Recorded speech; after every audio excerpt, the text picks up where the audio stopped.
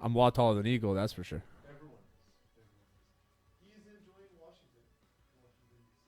That's where he's being held captive. So my thing about Eagle is who the hell would want to capture him and keep him? There's a thing with capturing leprechauns, isn't there? They bring you to the pot of gold. Yeah. Yeah, guys, there's a pot of gold in there for you. You know, why wouldn't you do that? I Why guess wouldn't so. you do that? How's your season been going? I saw Vinny's Huffman doing quite well. Yeah, we are 4-0, 3-1 asterisk. We're looking good. I mean, it's fun. We just wanted to make a fun team. We did, and we're successful. That's well, I mean, fun team with a quarterback who last time we saw play was just ripping through FPF. He's very calm. He's changed a lot. I'm not. Well, I Yeah. played with Vinny Galanos, who we're referencing right now. I played with him last season. You played a couple games with that team too. Yeah. And like I thought he was an excellent presence on the team. I had no issues at all. Referees constantly complained about him, even when he wasn't doing anything wrong. By the way, It's just that he Built that has. reputation, I Yeah, think. he had built that reputation, so now you're kind of expecting it out of him. Well, but like sometimes, okay, look, I love our referees. To be honest, our referees do actually quite a good job. We have the best Mhm. referees in recreational sports. I firmly do believe that. However, I had a situation this week, Terry. Referee calls 5 plays. Other team scores a touchdown. Extra point, we get the ball. How many plays are left? Okay, explain it again. So you scored a Okay, touchdown, there's 5 plays. There's 5 plays. Easy W scores a touchdown. Okay. They convert. Yeah. How many plays are left? They convert, so 4. Yeah, 4 plays. So now, it's fourth and 1. Throw up a jump ball. It's intercepted. Whatever. Don't care. It's last play of the half. Jeremy White returned it to half field before getting defined. Right. Yes. They called that. All right. Then both teams are walking off the field. Because everybody knows the rules except for the 2 people that should. Last play is what we're told. So How? ECW got an extra play. They're like, sure, why not? Referees didn't understand why I was upset, by the way. Did you explain to them after? Then the ball got picked off, and unfortunately, it was not returned for touchdown. That would have been awesome. Imagine getting an extra play and it turns to a pick 6. It doesn't fucking make sense. No. But no, I'm not gonna jump into that. Yeah. So it was. The refs is not my thing. It's just like again, I think they do a great job. It's just we're all human, we all make mistakes. Just at the end of the game, I admit it when you made a mistake. You saw both teams walk off the field. You think ECW was just like, hey, you know what? We're gonna give them a free play from half field. Why not? There's some good rushers in the lower division. I feel like we see that pretty often. There's a couple of guys I wanted to bring up. A guy I played with in the past, Antonio Varel, playing with Threat Level Midnight. He's been transitioned into a rusher, and we see him continuing to make that work and to make that effort.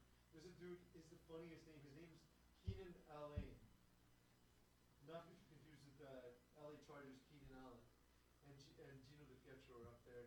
All the guys are leading the tier in sacks, and you tend to see this in lower division. So I don't know if it is if it's due to the prevalence of scrambling quarterbacks in lower divisions, if it's just less effective offense. But you tend to see sort of, especially in recent history, we saw Malcolm Archer break the rush record. We see Felix Daou have an absolute terror of a season. But yeah, so Lionheart's Gino DiPietro 7 sacks, and Keenan Allen with Chocolate with 7 sacks as well. So 3 guys at 7 sacks in 4 games, very impressive.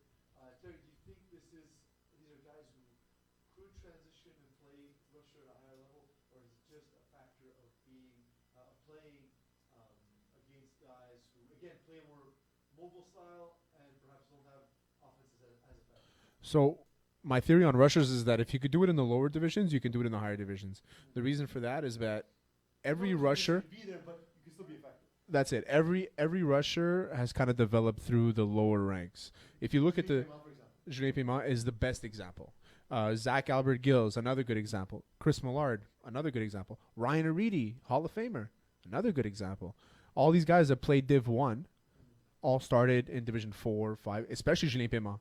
Julien Paiement was playing in Division 6 and 5, and he won 3 championships and a quote-unquote player, the finals MVP. because Jonathan Maher got it, but Jonathan Maher gave it to Okay. Julien Paiement. He won, yeah. but he didn't. He didn't win, but he won. The thing is, I remember having this conversation with Mo Khan on air, and it was the strangest thing to me. I was like, so Mo, when Julien Paiement was playing, because we always discuss whether or not guys need to be quote unquote Division One ready, and I'm like, some guys are just so talented and skilled enough that give them a couple of games, they'll fit right in, and we've seen that. We saw that with that dude from Trinity, whose name I never remember, who went up to Winfield's finest. We've seen a team like All Hooks go up and compete against some Division Two caliber teams, Division One caliber teams, and play, lose by a point in SDL, for example. And they beat Rockets this week. There's a little asterisk there. We'll get to that. It's the episode of Asterisks. What? It's the episode of Asterisks. It is, absolutely. But I remember having this argument with Mo saying, well, so Mo, when he was playing Division 5, was he not Division 1 talented? 1 second. Apparently your mic doesn't work. I don't know how. How much of the show has it not worked? I have no idea. I can hear you. I know you can hear me, but am I muted or not? No, you've been fine the entire time. Okay. All right, well, I hope this is recording.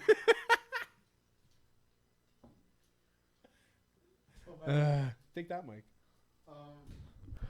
I'm just going to double fist it. There. It works? Yeah, much better. You just heard you very low on the other one. Well, I'm not repeating everything I said. Nah, it's all good. It wasn't important anyway. I always thought it was funny to be like, hey, this guy is X division talented, but even just because we haven't seen him play in the higher division, he can't play in the higher division. But we just started by saying we don't know whether or not he can, right? So, especially a position like rusher, I think it's something that easily transition. You either have the athleticism to do it at any level or you don't. And I think, to your point, again, if you can do it, and we've seen guys who aren't even particularly fast, guys like Zachary Albertskill, guys like Matt Kerouac, who's never the fastest guy, be able to be, in the case of Matt Kerouac, a Hall of Fame rusher. And for that matter, Ryan Reedy, too, is not the fastest rusher in FPF. No, Ryan Reedy was never a fast rusher. He was always just very smart. Kerouac, too.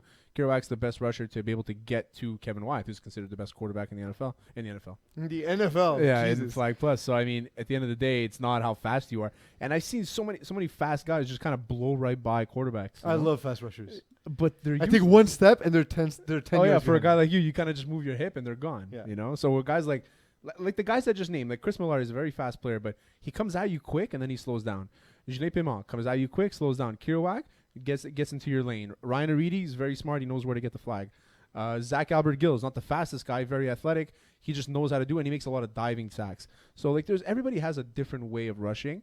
It's not the fastest guy that's going to be the best rusher. But everybody puts their fast guy at rusher all the time. Yeah, I mean, look, speed helps, but it's not the only tool. Like people look at it as you're running in a straight line 25 times a game, but it's a very complex position in that the angle you take, the way you break down, your ability to gauge where you are in relation to the quarterback and what he's going to do, how and when to put your arms up, how and when to go for the flag. All of these things are instinctual and very difficult to teach. We have a good show planned ahead. We have myself and Terry filling in for Eagle. We're coming off, the reason why Terry made that NFL mistake is we're coming off our Hot Sauce Sports episode. For those of you who have not caught it, remember you can catch us at hotsaucesports.ca on Facebook, on YouTube. Remember to watch, like, and subscribe. Yep, that was a free plug because I am my own boss in the media and I get to do what I want. So, free plug it is. We have some guests on. Our first guest is Andrew Langbert, who will be joining us in a second. He talks to us a lot about a variety of teams, and Andrew joins us right now. Andrew, how's it going, buddy? Good. How are you, Peeze? I'm doing quite well, buddy. Doing quite well. I'm saying FPF misses you. We miss seeing you out in the field. Yeah, I've never played FPF Cup. Maybe I'll do it next year, but I definitely miss it too, man. I just play hockey once a week now. It's pretty freaking boring, honestly. I used to always say, man, like I used to be like, oh, I love the fall because we get a break from FPF. My body can recover and like, I get really excited for winter. And now that like FPF Cup has hit and I've played now two straight falls after sitting out the first one, I'm like, you know what? I don't want to break anymore. I just want to play all year long if I can. I would miss it too much. I don't know how you're doing it. Yeah, I feel like it's also a good time to try out a bunch of stuff because Yeah. there's some games that are technically meaningless, but yeah. Well, what's happened for me is it's put me in some interesting positions where right now I'm in tier 2, right? So I've played teams Yep. that I wouldn't have played as playing a quarterback. I wouldn't have played against these teams necessarily. I just faced off Yeah. against ECW this past week, and we'll talk about ECW in a second. And Yeah. I got to face off against Robbie Robinson's team last. I got to play against Robbie Robinson at quarterback, which is kind of like a fun moment. I never thought I'd be playing against the guy who's basically a Division II caliber quarterback, right? So it creates these situations where you're never going to see that in FPF season. So it's a bit of a different feel. And I feel like one thing I've noticed is it really capitalizes on the camaraderie and the environment of the fun environment that FPF has created over the years. Yeah, no, I agree with you. The only thing that I would say is a bit confusing is The the format schedule and keeps everything that goes on there. Like I work with Terrence Adams, who, by the way, promised. I know we're going to talk about STL, but he promises that he's going to have a 20-sack season. But I said, are you going to do it in 8 games? Because I'm pretty sure that's how many games are on the schedule. He's like, isn't there 10 games? So we're just confused about that. 8 but plus a playoff round. So there are as many as 10 games. I'll explain it quickly. Actually, now that you brought that up, Andrew, there's so a little bit of history. It is the season to try things if you're an FPF player, but it is definitely a season to try things if you're FPF because it's a different format. We didn't want to just have another regular season for worry that it might get monotonous, so we came up with the idea of the Cup. Now, because there's a lot less teams, a lot less field availability, so less teams can play in Fall Cup, the difference, the variance between the best team and the worst team is far more prevalent than it is when we have a regular FPF season. So, for example, you might get one Division 1 team that registers and 25 Division 6 teams. So, for that reason, we need to find a way to sort of counteract that and find ways the teams can be more creative and because it can be more competitive. And because they aren't the typical rosters necessarily that you see during the regular season, we don't often know how good or bad teams will be when they're in the fall. So we have an initial round, what we call the preliminary round, which is this time around is 4 games. We have another 4 games that'll help slot teams into a playoff round, of which each bracket of 6 will see 4 teams make that round.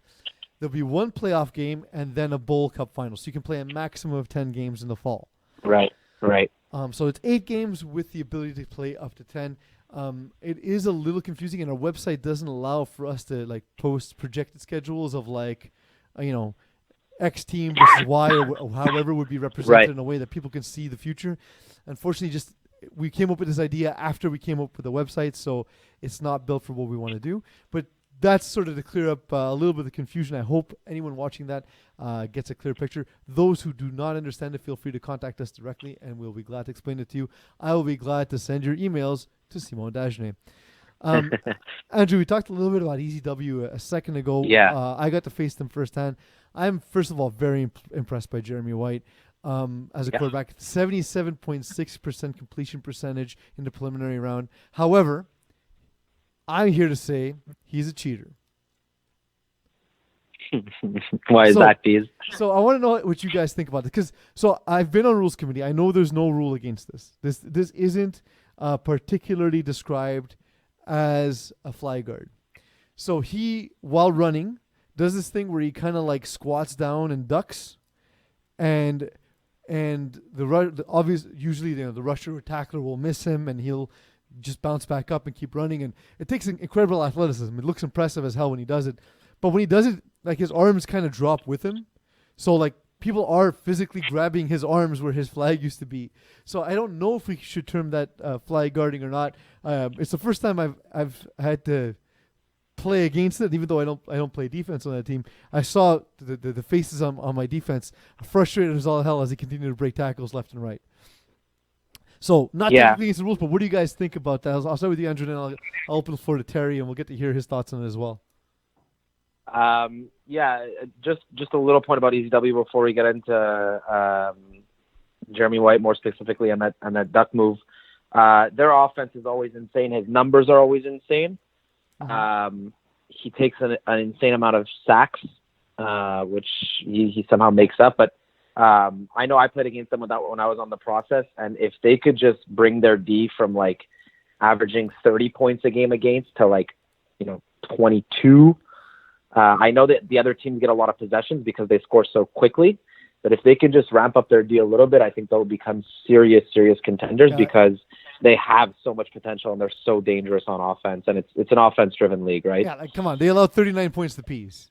Yeah, that's exactly. That's an exactly. issue. That being said, the duck move, I think he stole it once there was a video posted, I think, in the FPF Facebook group. And I think he used it from then. It does take crazy athleticism. I find it slows you down a lot. But nothing slows him down. He's so fast. It's insane. I think he's actually incredible at like avoiding the sack by just showing you the front of his body and not showing you the flags where they are in the back. Yeah. I think he's actually better at that one, especially in higher divisions. But I'm fine with it. I think it's innovative. I think it's creative. I don't think we should take it away. And for anybody who's athletic enough to pull it off, we should keep it in. Terry? So I know exactly what you're talking about. Blanchard explained to me what Jeremy White was doing, and I noticed he did it on one of the Game of the Weeks that he was in. And I think it's crazy. It is super athletic, but yeah, Langberg, you're right. You do slow down. But if you're just trying to get into the corner of the end zone, then fuck it. Or if you're just trying to avoid the rusher, let's say, like. See, avoiding the rusher, I feel like it should be different, kind of like a different rule. Okay. Because if you're running beeline and you're kind of like just trying to cut somebody up and get into the end zone, I don't see an issue with kind of just like lowering your hips. And if your arms fall, and if I'm going for the flag and I hit your arm, then that's a flag guard. But his arms kind of fall when he does it. But being said, only if my hand hits his hand. That being said, though, Peeze, there is a rule. Like the reason why we can't jump is because we're changing our flag level, right? Yeah, it's for safety. Right. I agree with you, Langford, on whatever you're about to say because I know exactly what you're. Yeah. Langford is smarter than us. Okay. Yeah. No, but technically speaking, it would be, changing your flag level, but it's not enough of a rule where I think we should change it in the sense that, like, on a spin move or on like a juke or something. Like I know personally when I juke, like my hips duck down just to help support my body because if I did it straight legged, I would just snap my leg every single time. Yeah. But if the basis of the rule of not jumping is not changing your flag level. Then technically speaking, I guess we should make it against the rules because you are drastically changing your flag level by ducking down like that. Well, and but like, I think it's so Jeremy White doesn't do it. That's what we should keep it in. Jeremy White doesn't do it in a way that's particularly dangerous, but I can see a guy lowering his shoulder because he's dropping his flag level, and then it becomes a safety concern. You know what I mean? So like, there is that component of it that I actually didn't think about till this conversation. So you learned something new by having contributors on the show, Terry. But it should be Langberg interpreted the rule properly. If I can't jump, then why can I drop? Mm-hmm. You know what Gravity. I mean? It should be the same rule. Yeah. It should be the exact same rule. You're changing your level. The rule written is you can't change your level. So if you're dropping, it's because you're changing your level. So the rule should have always been to me, whatever you do cannot gain yards. Mm-hmm. So if he's gonna drop his hips, he can't gain yards. If I'm gonna jump, well, but that's like a flag guard. You're dead on the spot. Exactly. If I'm gonna jump, then I shouldn't be able to gain yards either. If I'm jumping on spot and landing, then fine, it should be okay. And the worst is I actually see referees allow people jumping because like they get the flag and he didn't gain an advantage. I'm like, but if someone catches a knee to the face, then it doesn't matter if they gain yards or not. Exactly. I actually find with the jumping, people do it a lot on their spin moves. And it's not called because it's part of a spin. Well, so it says in the rule book actually if it's part of his, like if it's part of a spin or juke, it's it can't be considered like it's specifically like a leap forward is what they want to avoid. Okay, I feel you. Okay. So yeah, so it's interesting. Of the two guys, Jeremy White and Theo Levine, who has more potential? Jeremy White as a quarterback or Theo Levine as a receiver? I'm gonna go with Theo as a receiver. Purely based on athleticism, because I've seen that guy cut some guys up, and embarrass them straight up. So if he actually took the time to hone his craft and not just become like a decent receiver, and he actually cared about route running and moving up divisions and things like that, I think the sky is the limit for him. He's a big kid. He's got speed and moves and hands and everything. So I know that he's a QB, but if he really wanted to play upper division and hone his craft, I think the sky's the limit for him. Whereas Jeremy White, I think in the upper divisions, the amount of sacks that he takes holding on to the ball and things like that would hurt him. You know what I say? Like I was incredibly impressed, and I spoke to Jeremy after the game. I was just from the first time I'd seen him to game of the week to seeing him now, live in front of me and being frustrated that like Jesus Christ, we can't get a stop on these guys. I was very impressed. But if I had to find a criticism, and I'm really splitting hairs, the only criticism I would say is he often looks to beat the rusher before sort of scrambling to make a play. Where Agreed. Sometimes if you just make your read and don't. You can beat the rusher when you need to beat the rusher. You don't have to beat the rusher to then make your read, So you're 100% right, Keith. If you can get that next level, he'll get better. Sorry, go ahead. We're having a little bit of delay. Yeah, no, sorry. It's just because you brought up a good point, because when we played him with the process, we played them in the regular season and the postseason. Justin Frankel's a good rusher. I think Justin sacked him like 6 times in one game because he wasn't able to dance him, and that's what he was trying to do before he got to his reads. And then, he would, carve us up in the first half. And then in the second half in the playoffs, I think they scored like 6 points after scoring like 20 something in the first half, because we just were like, okay, let him to try to dance on us, take away his first read kind of thing. And then he gets into trouble. So that's also where I guess I'm saying that his ceiling is a bit capped in that sense, unless he's able to change it, because he puts up numbers that are ridiculous.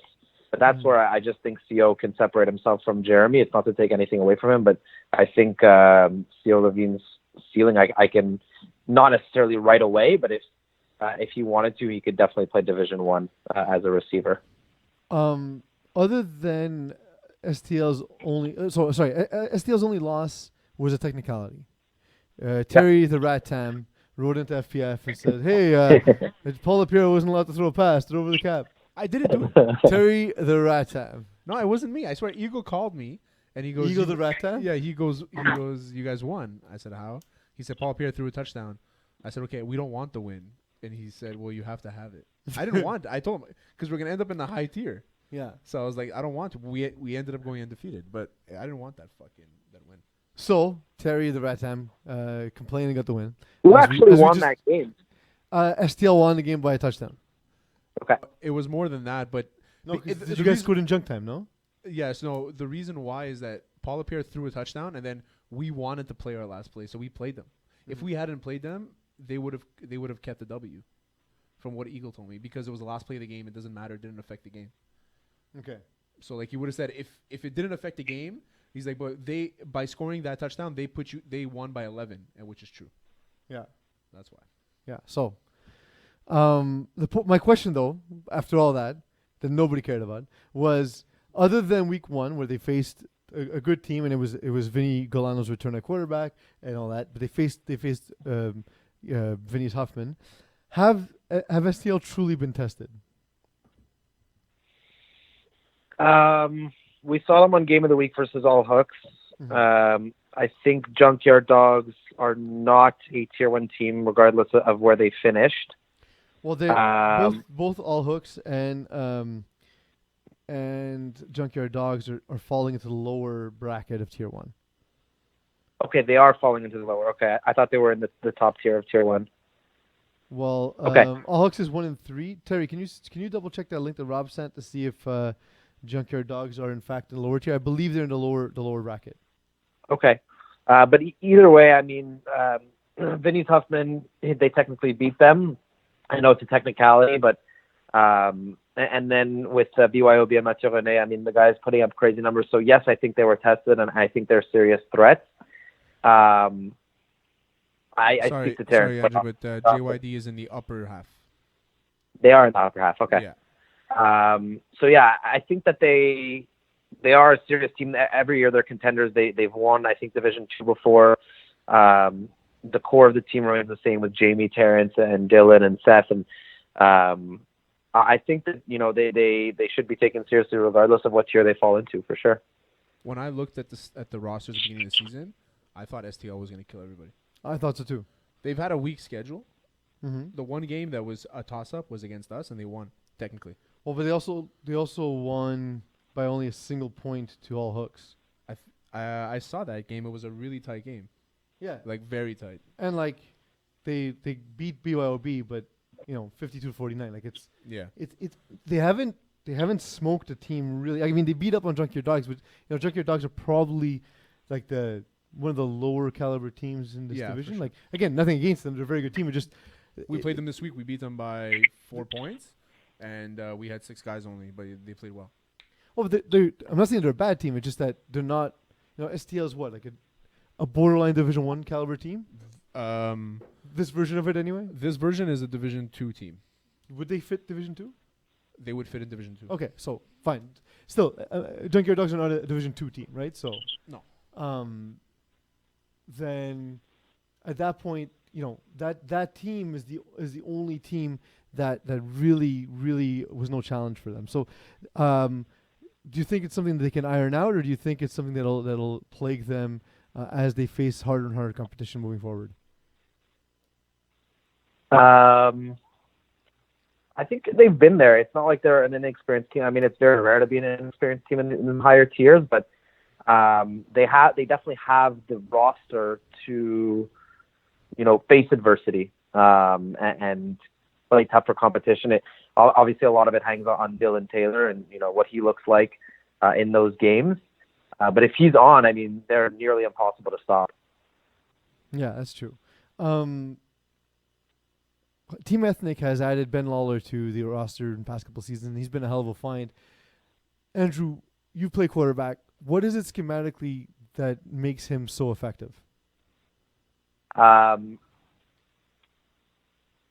experience playing against him, he uses the whole field very well. Mm-hmm. So like seams down the sidelines. I think if you can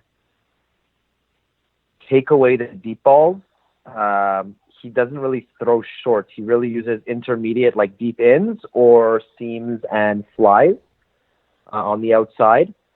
So he's also like some quarterbacks are able to read them just based on like how they set their feet, and like if they need to set their feet to get the maximum amount of power on their throw to get it to the right place and spot. He doesn't even need to be set. Mm-hmm. So his arm strength is incredibly impressive, and it makes you guard the entire field, which is obviously a really hard thing to do. And he gets the ball out quick, so you definitely got to be ready for anything, and he knows how to use his players to their strengths too. Another team you're familiar with, the Rogues. 3 of their 4 wins have come against Voodoo, Fifi Saban, and Untouchables. Either team like Voodoo lacks speed, and the other teams are somewhat inexperienced. How much stock do we put into their success so far? I think that we've learned this in FPF before. Like, talent doesn't win all the time, but it can at least get you far. And I think that's the case with Rogues. They've been to the finals before, so I'd imagine if they do face some sort of adversity from like facing tougher competition, that they'll be able to handle it, or have at least grown from, a finals loss. Mm-hmm. But I don't think that should be, you should be a victim of what your schedule looks like. If you went 4-0, you went 4-0. You know what it takes to win, and I think they have one of the best players in the division in Benji Ziegler, and we've spoken about him before, Peeze, but I think that I'm sure they'll be tested in the knockout round and in the playoffs. But I believe in them. I think regardless of what their schedule looks like, I do believe in them. All right. Well, thank you, Andrew, for joining us. So we'll get back to you in a week or two. Thanks No again for problem. your insight. It's impressive. I like talking to Andrew Terry just because it's a guy who's been an effective quarterback in FPF and a guy who's been an effective defender in FPF. So getting his perspective is really unique at a guy who's played at low levels and high levels of FPF alike. What year did you come into the league, Langbert? Probably 2012 with the Coyotes. You've been in the league for a long time. Yeah, we used to do like one season a year, and then I joined with my buddies, and then the Fetters left, so we created a new core, and it's been definitely been a blast for sure. It's the best league out there. I think we all know that. It's funny because Langbert and I were talking, I guess it was like months ago in a Facebook chat, and he asked me a question. And then when I went into our chat today to ask him for his phone number, I noticed that I didn't answer the question. The question was, because I told him, I said, you'd be a pretty good outlet in like the higher divs. And his question to me was, do you think Division 3 is a high div? And I said, no. I said, like 1 and 2 for me are the higher divisions. Yeah. And I do think that linebacker would be a very good outlet in like Division 2 and 1. I agree. Just, you know, a lot of people just don't get the opportunity. You know, he doesn't look the part, you know? Literally what we talked about in the first segment. Exactly. Yeah. Who knows, Terrytown, maybe will recruit me one day. Yeah, one day. Yeah, thanks, Andrew, for joining us. We'll talk Thanks, to you soon. Okay, guys. bud? All right, ciao. Thanks, bud. Rod Matchtub went down this week. It was awful. I kind of saw it from the corner of my eye. Yeah, so he's out for the season. He had dislocated his knee. It looked incredibly painful. I saw what happened out of the corner of my eye. I saw him go down awkwardly, and apparently the scorekeeper said he could hear the pop from where he was standing. I didn't hear it, but I saw him go down. And then I saw him in a great deal of discomfort. At first, I just saw him come to the sideline. And I thought he was. I thought there were like 7 players, and he was taking a rep off. And then I realized he was in pain, and I was like, okay, nope, something's up. He's not all right. So I spoke to Jad Aridi today. Jad Aridi confirmed his injury. You know, Rod, hope all the best for you. So All Hooks won that game, but they won against 5 guys, and the team quarterback wasn't there. At that point, But now they'll just bring in Jordan McLaren the rest of the year. And I guess who would play quarterback on that team? so that's what I was going to pose to you. Who do you think a suitable replacement would be? For that offense, I was gonna say Joey Taylor, but he's playing. So, like, I'll give you a couple of names. Dan Lazara is out there. Oh, Dan, yeah, that'd be nice. But I think his junior season's keeping him pretty busy. It's tough, man. Everybody's out there. Ryan Kastner just subbed in for run and gun. Why am I drawing a blank here? Yeah, So I mean, Ryan Kastner could get a release and then Ryan Kastner could be the guy. But I don't think his offense would work well with them. Lazara, I think it's probably the best bet. He's the best quarterback to fit with them. Are they making a call to Alex Holloway? No, he won't play anyway. He won't at all. No, he won't at all. Is there guys? That'd be a good call to make. Maybe he says yes to them, but to us, he said no. Yeah, he just doesn't like you, perhaps. Well, I mean, then why is he playing with me? Is there a guy like Ben Lawler, maybe that maybe be interested in playing? I mean, I did because they'd be in the lower part of the tier, right? Still, Ben Lawler's not that. He throws a very good ball, but his play calling is brutal. Yeah. Well, brutal at that level. For that level, obviously. Lazara's your best bet, man. Then maybe if you look at like Division 3, a guy like somebody that can't air out the ball too much. Somebody that's gonna be able to hit you on intermediate routes and low routes. That's it. Somebody has a simple offense. Maybe like a Carmen Palice.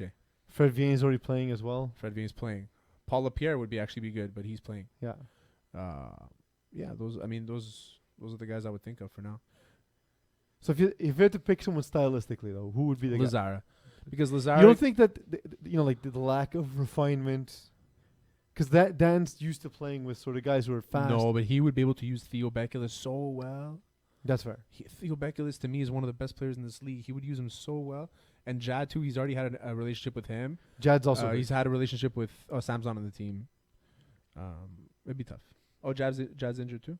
Well, I think Jad's coming back sooner. It's true. He didn't play against us. He has a knee injury as well. Basically, it's just like apparently once the swelling goes down, he'll be back. So I don't think it's a long-term injury, but that's the situation. Precautionary. Sorry? Precautionary. If anyone has any thoughts or ideas about who should take Rod's place, please feel free to add it in the chat. At the top of tier 3 and the middle of the pack, we see experienced teams. Yes.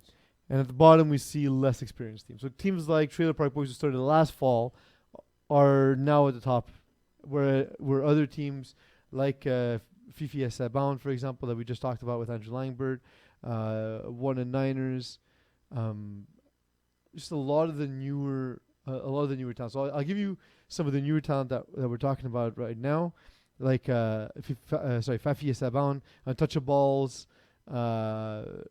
replacements are. I guess they've been around a little while. Lionhearts, BDR's missed some seasons. Their only win came by forfeit as well this season.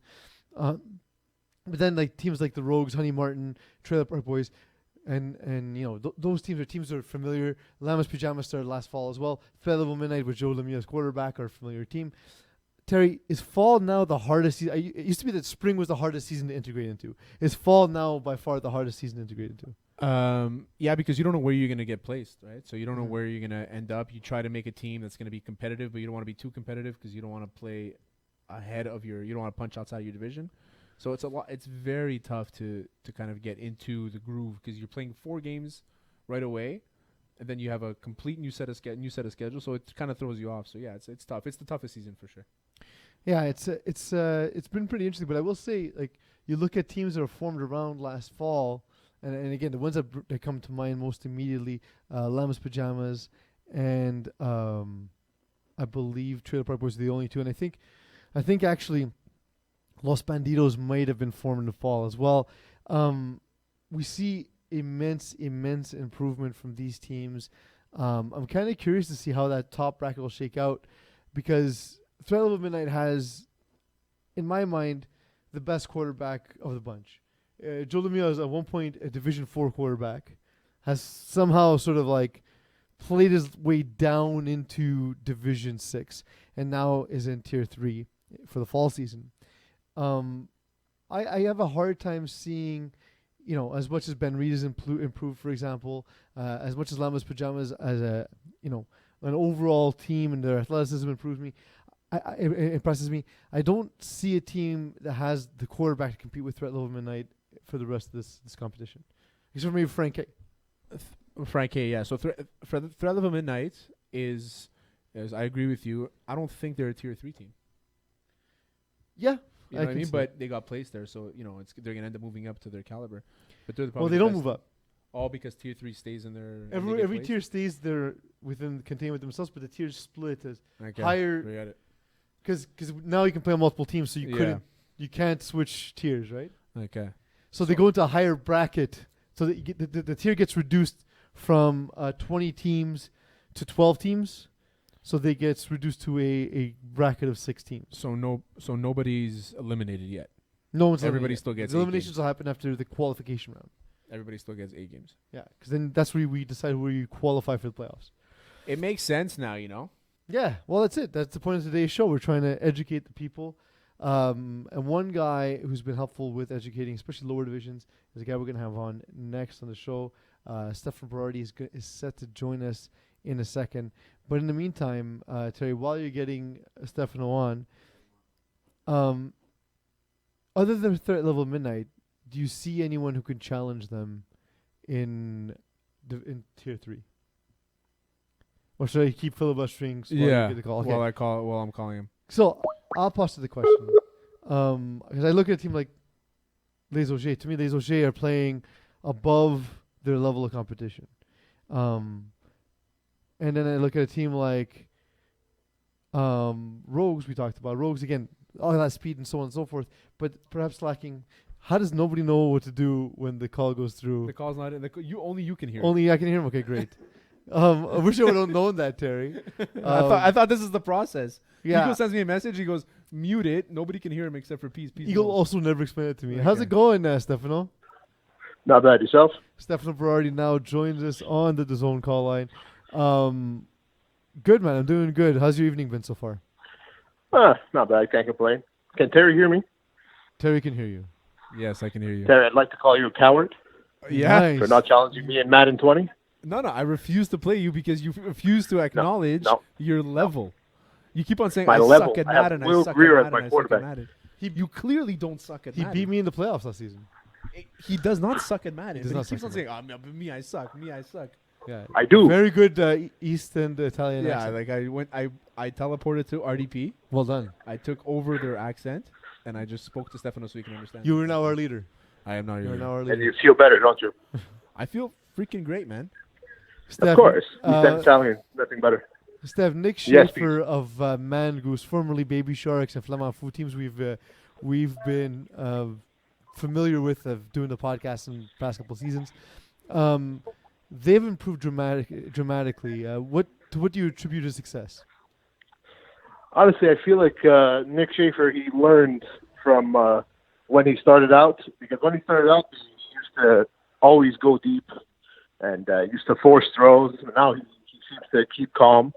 and stay within his limits. He has an arm. We all know that he has an arm. He can throw it like 60 yards. But his issue was always forcing throws that weren't there and always going for the big play. So I feel like now that he reduced it and he figured, let me storm the field slowly, that attributed to his success and his rapid increase. Yeah. So one thing I noticed, Terry, is the way he read the field was very tackle oriented. That he would look specifically on the sidelines, like, are the corners open? No. Okay, then that means therefore I need to check down to the sideline, and he would fall into like some of the trap defenses that we call in FPF, like the 4-1s. 4-1s, I remember famously on a podcast I talked about how Once Be Power was a huge underdog to Flamand Fou, and we played this crazy defense where the three, I would just say like, pick a side, just sprint to the sideline because you have time to get there because he's throwing. The three is always the dropping corner first, right? Okay. And he would just ignore the middle of the field. So I was like, just pick a side. We're gonna be wrong sometimes. We'll be right sometimes. And that's like 2 picks and like a couple of PDs and like I realized but that's because it's a tackle thing of throw to the sides, keep your players safe, keep your plays safe, that kind of thing. You know? Tackle quarterbacks always look to the sideline. They stretch corners, outs, and it's even on slants and drags and stuff, it rarely comes in. If it doesn't come completely across the field, it'll never end in the middle until they really learn how to play with FPF. Yeah, it needs to be like a fire pass immediately, or like you said, once he gets across the field, not a danger. Which in FPF, there's no danger. You can just put it right in there and let your guy go get it. So that's some of the things that we've noticed about Nick Schaefer. His physical talent's always been impressive, however. Steph, Marc-Antoine Vien, 11 catches, 116 yards, 3 touchdowns for 2.5 downs this past week. I was at that game. It was pretty impressive to see them going back and forth with Braves. Just one of the most fun games. It was game of the week. Just slightly outvoted the Supply and Command and ECW game. But what do you think makes him such a good fit for the 2.5 Dan's offense? Honestly, the way the 2.5 Dan's offense is built built around like the safety blankets. Mm-hmm. We've seen many times that they always look to they look down the field, and then once they see that nothing's there, they just throw it up to Marc-Antoine Vien, and he always seems to find an opening in the space. And he runs it up. He's very tough to tackle for a big guy. He's pretty quick. I've seen it myself. I always think he's going to get tackled as soon as he catches the ball, but he always finds a way to make the first defender miss. And after that, it's just he finds openings. And he's usually the red zone guy because he's got some steady hands. And he's very dependable when it's in the red zone. That's why his touchdowns come from short yardage mostly. But I feel like the safety blanket is a key for the 2.5 Dan's offense. Mm-hmm. He was a running back, actually, when he played tackle football. And he now reminds me of the ball in the first Indiana Jones movie. Like, when that shit's coming at you, you don't want to flag him at all. Like, you want to get the hell out the way as quickly as possible. There isn't a dude who runs harder in FPF than Mav. Why do you think... Sonny Elias of Chocolate Barracudas has improved dramatically as well. He's been on a tear this season. He's thrown 20 touchdowns, 1 interception. You've seen Chocolate Barracudas a lot. You've in the past score kept a lot of Division 6 games. Does this surprise you that he's done so well? And did you expect this from him when you first saw him join the team?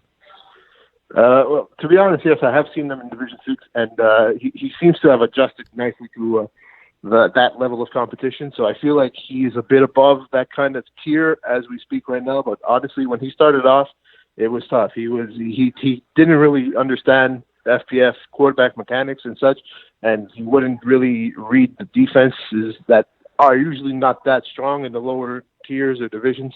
So I feel like now he realizes what it takes to get the job done, and that's why I was very surprised that he has a 20-to-1 ratio. I wasn't expecting that because he's known to be a guy that would, if his team is trailing, he'd usually force the ball and throw some picks, some crucial interceptions at the end of games when he really can't afford to do so. So it's good to see him adjust and learn that the mechanics of what it takes to win in those lower tiers. So the level of competition, he knows what it is, and he adjusts, and then he made it work. Yeah, exactly. Again, an impressive rise for sure, but definitely the level of play that he's playing at now is not what we saw when we first saw him with that team. And when I was at the field on Monday, I told Simon, you got a big lead, just bleed it, don't turn it over. And he immediately threw an interception on the next play. That sounds like something he would do. As a scorekeeper, what is a similarly weird decision you've seen? I call this story time with Steph. All right. Well, I'm not much of a storyteller, but here goes. I've been in FPF since 2016, so I've seen my fair share of very stupid decisions from quarterbacks. That being said, honestly, the one that always sticks with me is EGW had a 13-point lead with 2.5 minutes left in the game. Mm-hmm. So that should be Jeremy an easy White, W. It should be an easy W. It ended up being a not so easy W, but it could have been much easier. So Jeremy White, we all know him as the running quarterback. He extends the play. So he's up 2.5 minutes left. He's up by 13 points. He throws a pick six. Okay, they failed the convert. That's fine. Then immediately after that, his first throw of his next drive throws another pick six with like a minute left. Thankfully, the opposition doesn't know how to convert on extra points, so they ended up winning. But honestly, I saw that. I'm like, that's like Simon level terrible decision making. It absolutely like that's pretty bad. I mean, I would consider that like Simon Peeze terrible decision making. I guess it's a thing with quarterbacks that, which is weird because Jeremy is usually the complete opposite of Peeze and Simon. He actually runs. Yeah. And also, he runs and he actually makes people miss without getting away with a chubby guy flag guarding. Yeah, yeah. That being said, Gut that guarding was by far the stupidest decisions I've seen. Like, honestly, you got 2.5 minutes left. All you have to do is run and get a first down, game over, let's just say. Time runs. But no, he throws a pick six. That's fine. Okay, he made a mistake. There's no shot he's going to do it again. And I was wrong. He did it immediately after. Not even the second throw. Immediately. His first throw back on the field, he did it again. And I'm like, all right, well, this was terrible. Thankfully, he was playing a team that wasn't very good with the converts. The conversion during the season was awful. But, yeah, that was by far the stupidest quarterback decision-making I've seen in my 3 years with FPF. Yeah, so that is kind of... I feel like if they just punted both times, like in retrospect, if they just punted and made the other team drive the field, it would have taken longer than 2.5 minutes. Like 2.5 minutes just to like, all right, punt, set the bags, play like, 3 men deep and make them drive the field with hooks, get a touchdown, get the ball back, set the bags, punt, set the bags again. No, depends who's reffing. It's true. It does depend who's reffing. If some refs, I don't remember 2.5 minutes takes 45 seconds. Yeah. Some refs, 44 minutes takes 13 minutes. Definitely, that is strange. Have you had because Terry, you used the scorekeeper as well. You've seen a lot of games. Do you have a strange decision that haunts you? Not as a player necessarily, but something you've seen. Oh man, I can't think of it now. But I have a terrible memory with these things. Like I'll remember them only when somebody else mentions them. All right, that was useless. I mean, I'm trying to go back to all the dumb mistakes I made as a quarterback, man. You got one on the top of your head? Yeah. So, game was 0-0 up until like the last 5 minutes of the game. We scored 6-0. They scored, and on the extra point, so they scored. On the extra point, he took it back. I don't know why I threw this play. He took it back all the way to the 1 yard line. I caught him at the 1, and I tackled him. So it was 6-0 for us. They drive the field. They score with the extra point, so they're up 7-6. 2 plays left. The first play, I hit it to my receiver, Yakub, who takes it to like the 10-yard line. The next play I decided to run. And guess who didn't make it into the end zone? Terry Taps. Yeah. Terry Taps. Yeah. I can see that. Yeah, that's pretty bad. Not gonna lie. Nobody asked you, Stefano. Okay? Well, nobody asked you to keep rejecting my head-to-head invitation, but you keep doing it. I don't know if you're watching. So instead of telling me to self-fornicate, why don't you man up and actually challenge me to a game of Madden? So I put on the page, I put interview with Stefano Berardi, good at Madden. But I'm not good at Madden. I mean, I would disagree. Terry disagrees. Democratic process, you're wrong. That's democracy. I have some news from the commissioner. The schedule is going to be 1 day late because of issues with the scheduling, so it'll be done tomorrow instead of tonight. Schedule tomorrow. There you go. Breaking news. Urgence Mezik have gone 1-3, but lost to 3 teams that are now in a superior bracket. Will they dominate the lower tier 1 bracket? See, the problem with Urgence Mezik this year, I've seen 2 of their games.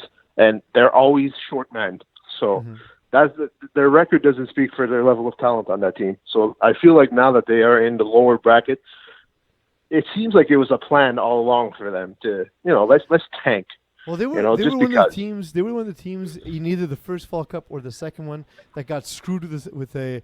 They did really well in their initial tier and got bumped up, and then had to play the Finest and D-Boys, and they had the hardest schedule by far, and then went 0-3 in the next round, obviously because they're not a Division 1 team, right? So I feel like they kind of you know what, it's not going to happen to us again. I don't think necessarily that they did it on purpose, but I feel like they're not panicking that they went 1-3 to start. No, they're not worried. They honestly they have an attitude that they just play to have fun. And honestly, I see these guys play they could be getting blown out and they still laugh it off and such. Jesse Dupuis does not get upset. No. He only gets upset if he gets hit as a quarterback, obviously, like most quarterbacks would. But as a quarterback, this is the only time I've seen him get upset is if someone made contact with him. Or else I always see him with a smile on his face. No. I will say, and Terry, you can probably speak to this too. When you get hit as a quarterback, Steph, it's a weird feeling. You're so vulnerable and you don't see it coming because you're looking downfield, and especially when somebody hits you low. It's the worst feeling. I know the only OC I've gotten in FPF is I got up and immediately started screaming at Leo, who did not see it. It wasn't his fault. You can't call something you didn't see. And we've since, by the way, the mechanics have changed, so the referees actually stay with the quarterback longer to be able to see whether or not there's contact after the pass. But especially low divisions, a lot of rushers are reckless and will dive at a guy's legs a full 2 seconds after the ball's out of his hands. Yeah. That's incredibly dangerous, and it for me, I would get enraged. You couldn't even talk to me. I would just lose my mind. For sure. I mean, everybody has to go to work the next day. Except for me, but whatever. Yeah. So thank you, Stefano, for joining us. We'll talk to you soon, bud. Not a problem. Thank you for having me. No, we'll try and get Terry not to duck you in Madden. Yeah. Goodbye, Stefano. Hey, Terry. Oh man. So a couple of quick things before we go. I'll just do the Braves topic, and then we'll go games of the week, Terry. Braves, you have perhaps a lesson in play design to offer us of FPF. They came into FPF as a little bit of the outsider, as you know. And a play that they've run a lot, especially on converts, but even let's say from midfield, is they run a throwback play where a guy drops back immediately, and then they have a guy then streaking down the sideline as well. So if the corner attacks, if the corner immediately attacks the second QB, John at 15 yards, basically on the line, throws it to the streaking receiver. So who's the I believe it's the half dropping. So the half he doesn't get the ball. Or the half does. Sorry. Okay, so he doesn't have the ball yet. He doesn't have the ball. Okay. I think actually the wide drives and it's like a wheel up the sideline. Yeah. And then if the corner who's lined up in front of the wide receiver jumps to take the second quarterback, he throws it on the line, not a fly at 40 yards, but a fly at 10, 12 yards. And then catches it in stride inside, in the middle of the coverage. Exactly. It's a good play. And I've seen it run over and over and over, and I've seen teams know it's coming and not even have a defense for it. Is this sort of one of the things like triple slants that's going to be the next most copied play in FPF? Maybe. I mean, or you need a cannon, I guess, to be able. Although Joma is that's not his biggest. It's not his greatest strength. It's not his arm strength. No. He has he throws off his back foot and it gets there because he throws it further than the receiver. The receiver always has to catch up to it. Yeah. It's a smart throw. It's not a good. But it's he throws with brain power. Exactly. More than arm strength. Exactly. So the thing about that is that there's always a new play that comes in, and their offense is a lot similar to UCAN Services offense only because we've copied a few of their plays. And they run a very good offense, and they're very creative in the way they play too. But I did realize who they have, and from there, that's where they go. Okay, let's try this. And that's actually a really interesting play because a lot of guys, when it's a broken play like that, the quarterback is just looking to get more time, right? Mm-hmm. So he'll throw it to the half dropping, and then the half will just throw it back to the quarterback. So the quarterback has more time. But that's only if the half does if the DB doesn't drop to the guy dropping to the second quarterback. So it's a good play if the guy drops. If he goes right to the second quarterback. If he doesn't, but if not, if they throw it back and forth until someone it's a waste. Yeah. So you're hoping for that to happen. Yeah.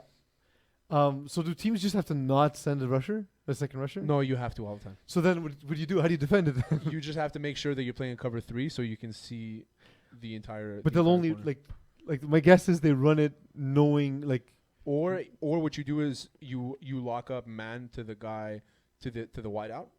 But you know that if it's like a wheel and he throws it like He'll ahead of throw- the receiver. Yeah, he'll throw the wheel for sure. Yeah. Yeah. It's a tough play, but it's a bang bang play. You can't really.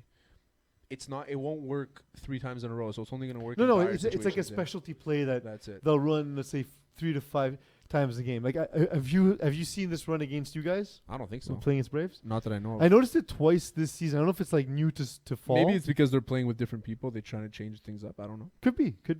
But I don't remember. They throw to seeing like them JD do that. Chevalier and then it's whoever's coming up the sideline. Basically. Yeah, but I don't remember seeing them do it against us, and we played them plenty That's what I'm saying. So and lost. I to think them it might be something new that they've instituted this fall. It's a really, really smart play against. I was talking about it with Kowalski on the sideline today. Just something I thought was interesting. Something maybe we can look out for. Hopefully, we'll catch it on Game of the Week or at the Cup Finals coming up soon. Terry, what time is it? It is games of the week, but we don't know the games. Yeah, you got to pick them at random. And then But no, we don't know them because the schedule's not out. Oh yeah, bye. Thank you, Terry, for filling in. Thank you, Eagle, for leaving when we're busiest. Thank you all for watching, and mostly thank you all for letting me be myself.